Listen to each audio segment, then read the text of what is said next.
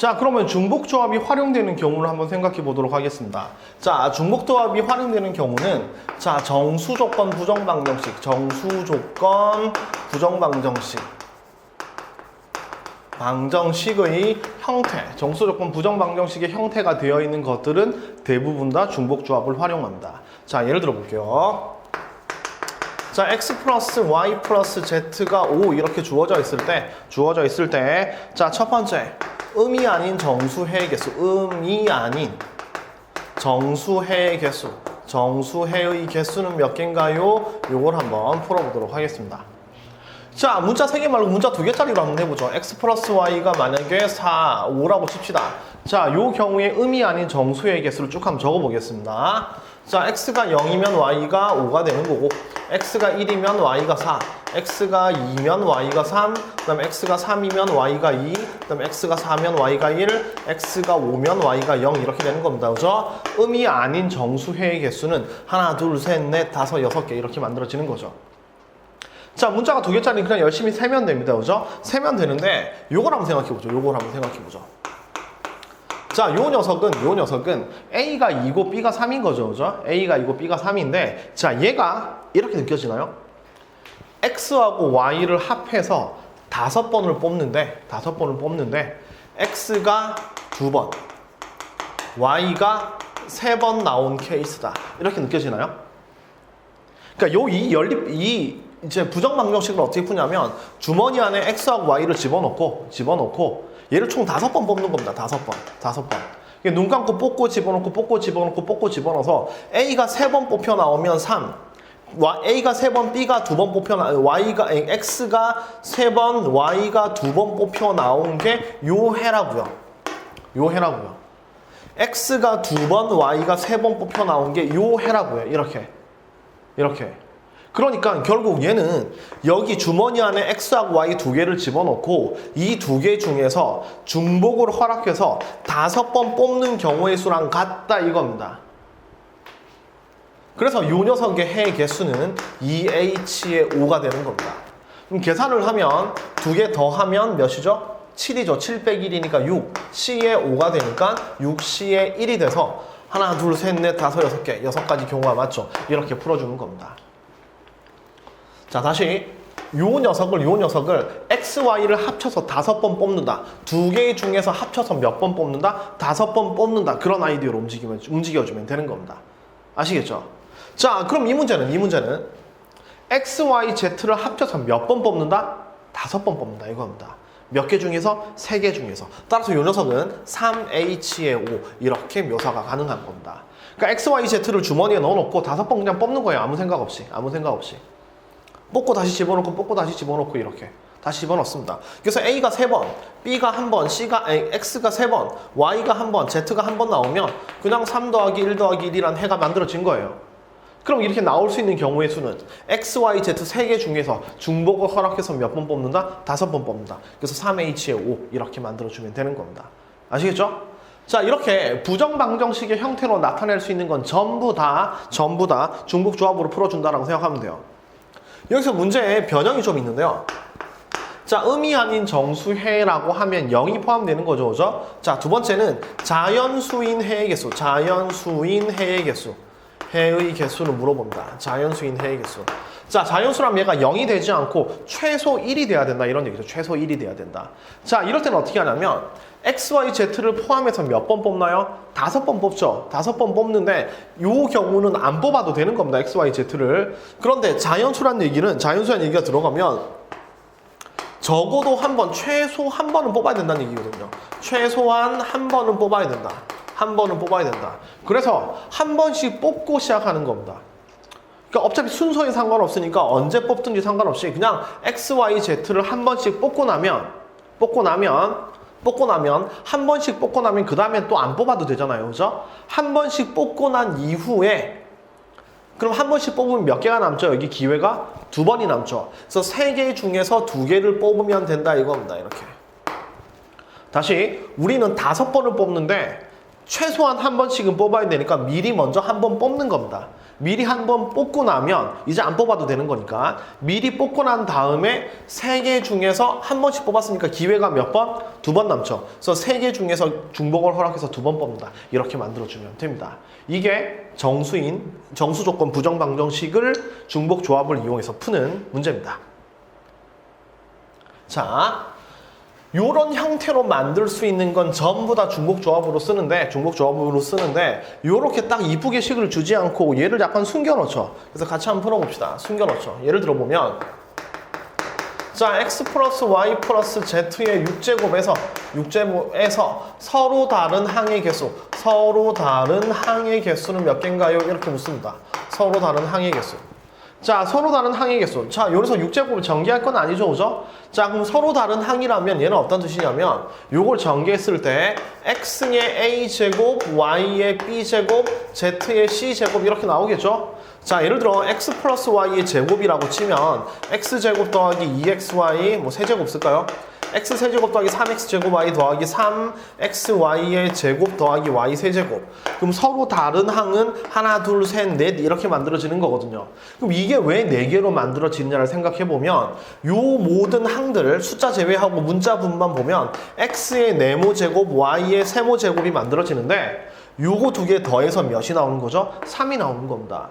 얘는 x만 몇 번? 3번. 얘는 x 2번, y 1번. x 1번, y 2번, y만 3번 이렇게 되는 거죠.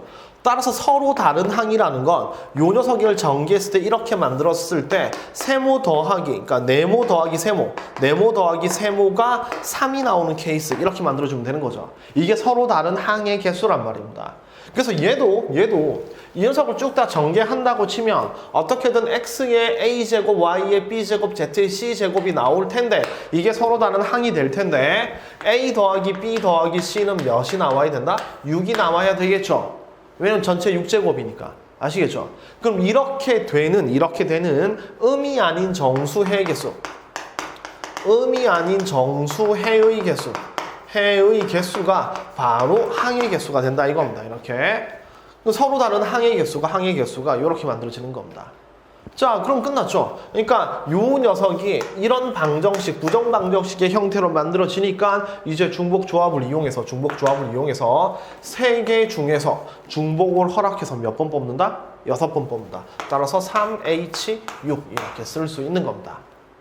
됐죠? 이런 식으로 정리하면 돼요. 자, 또 어떤 문제가 있을 수 있냐면 어떤 문제가 있을 수 있냐면 자, 5명이 A, B, C 3명에게 투표하는 문제입니다. 투표하는 문제인데 무기명이에요. 무기명. 자, 무기명으로 투표할 수 있는 전체 경우의 수를 구하세요라는 얘기입니다. 자, 여기서 무기명이라는 건 뭐냐면 내가 누구에게 투표했는지 모르는 거죠. 그죠? 어떤 사람이 어떤 사람에게 투표했다는 게 알려지지 않은 겁니다.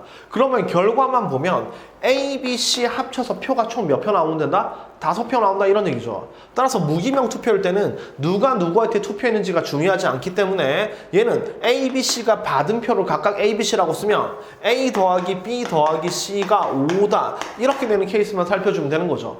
A가 받은 표, B가 받은 표, C가 받은 표 3명 합해서 몇 표를 받았다? 5표를 받았다 이렇게 되는 겁니다. 누가 누구에게 투표했다는 거 중요하지 않고 그래서 결론적으로 내가 몇 표야 이게 중요한 거죠. 아시겠죠? 자, 그럼 이런 방정식의 꼴로 만들어지는 거니까 얘는 뭐로 만들어진다?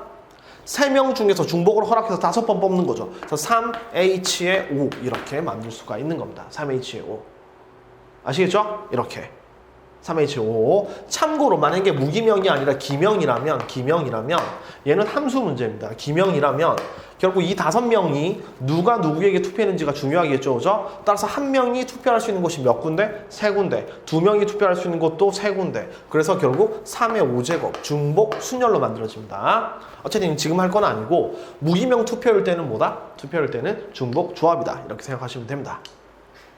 자, 다음 또 하나 예를 들어볼까요? 자, 4명의 학생에게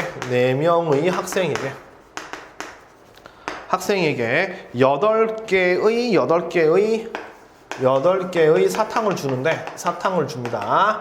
똑같은 사탕을 줍니다. 8개의 똑같은 사탕을 줍니다. 자, 그래서 똑같은 사탕이란 말이 붙었다는 얘기는 결국 개수만 중요하다는 얘기예요. 개수만 중요하다. 그래서 4명의 학생에게 8개의 똑같은 사탕을 줄 때 첫 번째 못 받는 사람이 있다. 못 받는 사람이 있어도 되는 경우를 계산한다면 이 학생 4명의 받은 개수 A 더하기 B 더하기 C 더하기 D로 가죠. 얘가 8이다 이렇게 만들어주면 되는 거죠. 받은 개수를 전부 더하면 몇 개가 나온다? 8개. 따라서 4개 중에서 중복으로 허락해서 8개를 나눠준다 이렇게 생각하면 되는 거죠. 그래서 못 받는 사람이 있어도 되는 건 이렇게 풀면 되는 거고요.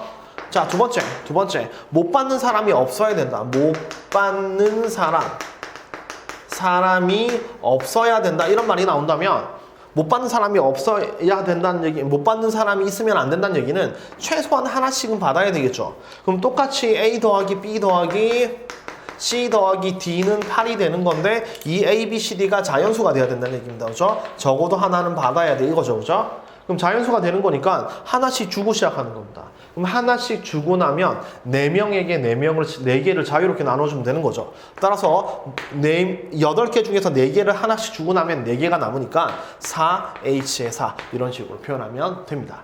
아시겠죠? 그래서 중복조합의 활용 첫 번째는 뭐냐면 정수조건 부정방정식의 형태로 만들 수 있는 문제들은 전부 다 중복조합을 활용해서 써준다 이겁니다. 자, 두 번째 부정방정식은 그러니까 부정방정식이 아니라 중복조합은 언제 활용이 되냐면 두 번째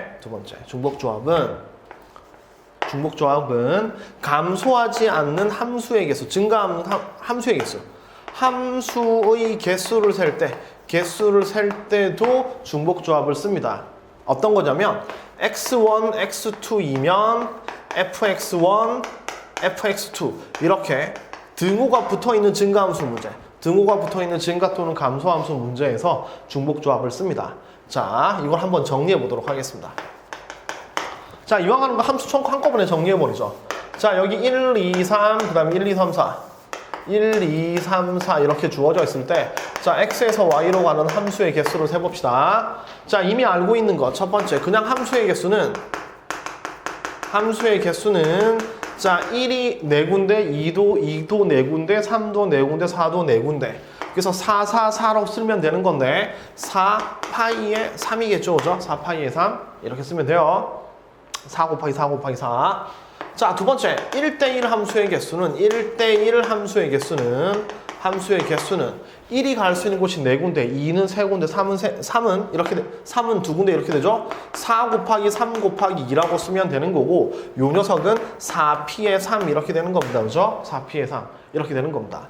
자, 요렇게 되는데 요 녀석의 아이디어를 살짝 바꿔보죠. 어떻게 하냐면 1대1 함수는 1, 2, 3이 다 다른 녀석으로 써야 되죠. 그죠? 맞죠? 그럼 여기 4개 중에서 화살을 맞을 애들이 몇 명인가요? 3명이죠. 다시 화살을 맞을 애들이 3명인 겁니다. 왜냐하면 1대1 함수기 때문에 다 다른 녀석으로 써야 되니까. 그래서 먼저 내가 어디로 쏜다 이렇게 바로 계산하지 말고 여기서 화살 맞을 애들을 먼저 뽑아봅시다. 그럼 화살 맞을 애들 몇 명? 4명 중에서 3명을 먼저 뽑죠. 그죠? 4명 중에 3명을 이렇게 뽑았어요. 이렇게 3명을 뽑았다고 봅시다.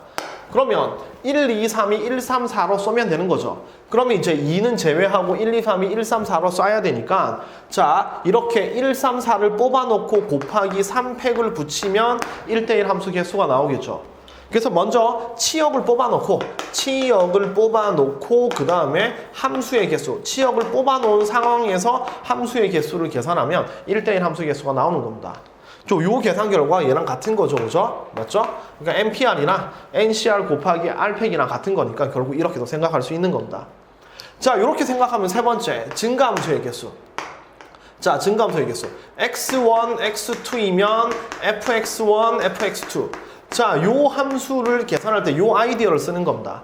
얘는 X값이 커지면 Y값도 커지는 함수의 개수를 구하라는 얘기인데 얘는 X값이 커지면 Y값이 커져야 되는 거니까 얘는 1이 어디로 가냐에 따라서 2, 3이 영향을 받죠. 그죠? 그래서 어떻게 하냐면 깔끔하게 화살 쏠 애들을 뽑아주는 겁니다. 그래서 4C에 3 뽑아주는 겁니다. 예를 들어 이렇게 뽑았다고 치죠. 이렇게 뽑아놓고 이제 1, 2, 3이 여기로 나눠서 쓰는데 X값이 커지면 Y값이 커지게 써야 됩니다. 그럼 1은 쏠 데가 어디밖에 없나요? 1이 만약에 3으로 쏘면 3으로 쏘면 2, 3이 쏠 데가 없죠. 그래서 얘는 여기로 쏴야 되니까 1은 작은 걸로, 2는 가운데로, 3은 큰 걸로 쏠 수밖에 없습니다. 그래서 이렇게 증가함수의 개수는 뽑기만 하면 자동적으로 어디로 쏴야 될지가 결정되죠. 그래서 함수의 개수는 하나가 만들어지는 거죠, 이렇게.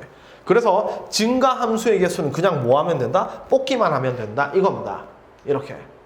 자, 똑같은 아이디어로 갈 겁니다. 네 번째. 자, 이제 중복 조합이 나오는데요. x1, x2이면 함수값이 커지면 fx1, fx2 커진다는 건 맞는데 여기 등호가 붙습니다. 이렇게. 크거나 같아져야 된다, 이겁니다. 크거나 같아져야 된다. 그러니까 여기서, 그러니까 1이 만약에 1로 오면 2는 1도 포함해서 2 밑으로 다 갈 수 있단 말이에요. 1이 만약에 3으로 쏘면 2는 3, 4로 쏠 수 있다, 이겁니다. 그래서 등호가 붙는 케이스입니다. 자, 얘는 어떻게 하느냐? 자, 얘도 조합과 비슷하게 갑니다. 조합과 비슷하게. 얘도 먼저 쏠 녀석들을 뽑습니다. 쏠 녀석들을 뽑아요. 자, 쏠 녀석들을 뽑는데 등호가 붙어있죠. 그러니까 중복해서 쏴도 된다는 얘기죠, 그죠? 다시. 쏠 녀석을 뽑는데 중복해서 쏴도 되는 겁니다. 그래서 얘는 4명 중에 3명을 뽑는데 이 4개 중에서 3개를 뽑는데 중복해서 뽑아도 되니까 4H에 3 이렇게 쓰는 겁니다. 자, 예를 들어서 이렇게 뽑았다고 치죠. 여기서 3개를 뽑는데 1, 2번, 3 한 번을 뽑았다고 치죠. 1, 2번, 3 한 번. 그럼 1은 어디로 쏴야 될까요? 당연히 1로 쏴야 됩니다. 2는 어디로 쏴야 될까요? 1로 쏴야 되고 3은 3으로 쏘면 됩니다. 그래서 중복해서 3개를 뽑으면 자동적으로 누가 어디로 쏴야 되는지가 결정되죠. 따라서 곱하기 1을 이렇게 만들어지는 겁니다. 이렇게 함수의 개수를 구하는 겁니다. 자, 이걸 잘 기억을 하세요. 자, 최종적으로 그냥 함수의 개수는 중복 순열입니다. 1대1 함수는 순열이에요. 증가함수의 개수는 조합이고요. 등호가 붙어있는 증가함수의 개수는 중복 조합입니다. 이렇게 함수의 개수를 순열 시리즈, 그 다음에 조합 시리즈로 다 한번 정리를 해봤습니다. 이런 상황에서는 중복 조합을 활용하면 됩니다. 아시겠죠?